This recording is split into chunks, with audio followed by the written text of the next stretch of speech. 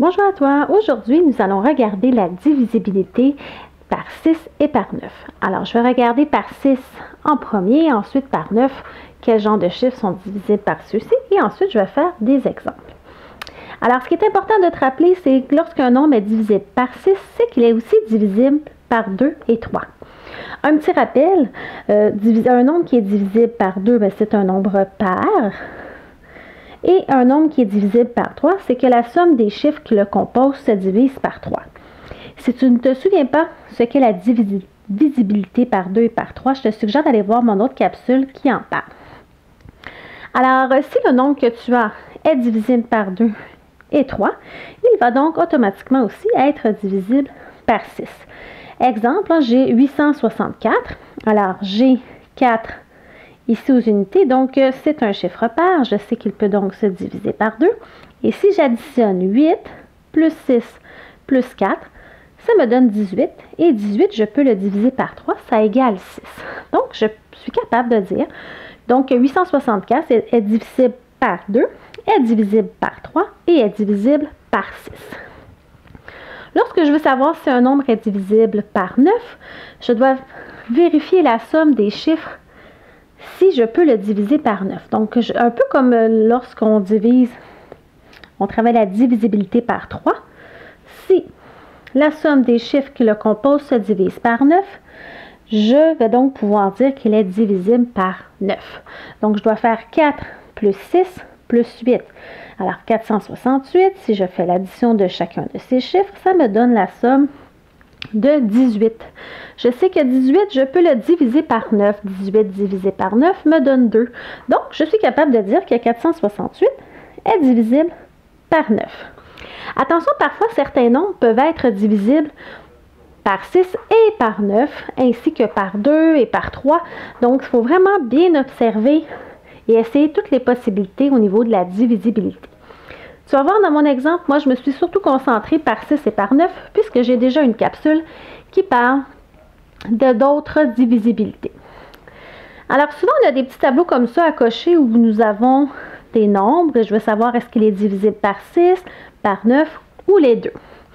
Et comme tu connais aussi d'autres divisibilités, parfois il y a d'autres suggestions à cocher. Alors, je vais commencer par 936. Alors, pour savoir s'il est divisible par 6, je dois regarder si c'est un chiffre pair, puisque je veux savoir s'il se divise par 2. Effectivement, 936, c'est un chiffre pair. Et je dois aussi faire l'addition de ces chiffres pour savoir s'il est divisible par 3. Automatiquement, s'il est divisible par 2 et 3, je pourrais dire qu'il est divisible par 6. Alors, je vais faire 9 plus 3. Plus 6. Alors, la somme de 9 plus 3 plus 6 est égale à 18.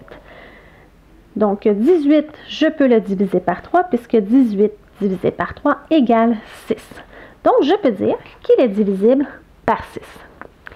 Je vais regarder maintenant, est-il divisible par 9? Souviens-toi, tu dois faire la somme de tous les chiffres du nombre. Donc, je vais conserver mon addition ici. 18. Est-ce que je me pose donc la question, est-ce que je peux diviser 18 divisé par 9, est-ce que ça fonctionne? Oui, en 18 divisé par 9 me donne 2. Donc, il est aussi divisible par 9. Deuxième nombre, 59 463. Je veux savoir, est-il divisible par 6, par 9 ou les deux? Alors, première étape, pour savoir s'il est divisible par 6, je dois aller regarder si c'est un chiffre pair. Et ici, la somme de ces chiffres est divisible par 3.